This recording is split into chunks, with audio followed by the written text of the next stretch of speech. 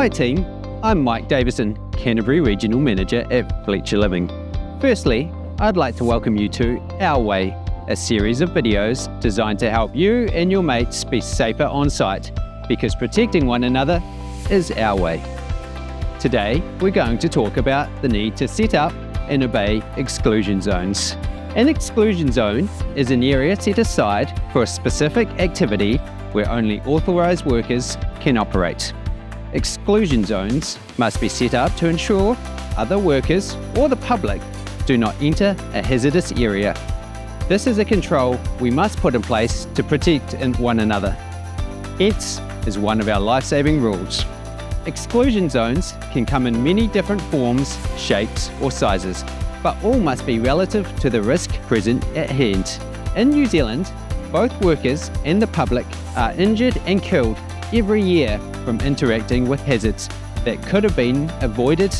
That's why setting up and obeying exclusion zones on site is crucial to ensure everyone gets home safely. Putting these zones in place creates a clearly defined boundary for the public or other workers to protect them from entering potential hazards, such as the operation of mobile plant, lifting operations, open trenches, pits or excavations, falling objects, the exposure to harmful dust or substances, and even the site itself. These crucial exclusion zones are the key to mitigating worst-case scenarios. When determining an exclusion zone, you must consider the task at hand, the risk this task presents, and other activities happening around you on our sites. You will always see these when tasks involve or interact with the public, mobile plant use, cranes, high-ab or concrete pouring tasks. For any heights or overhead works, maintenance works, and where harmful substances may be present. Exclusion zones are not always identical in appearance. They can be bunting, solid fencing, or a barrier.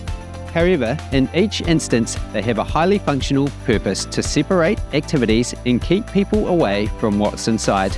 The addition of warning signage should also be in place, stressing the danger to others. If you do need to enter an exclusion zone, never enter an exclusion zone without permission from the worker in charge of it. Wait until they say it's safe to do so. This may involve their work stopping until you safely travel through the area, and always follow the instructions given. Exclusion zones are there to protect you and your mates to ensure everybody gets home safely each day. So continue to look out for one another and keep spreading the word on how exclusion zones save lives, because this is our way. For additional health and safety information, scan the Our Way QR code located on site signage or speak to our site team at Fletcher Living.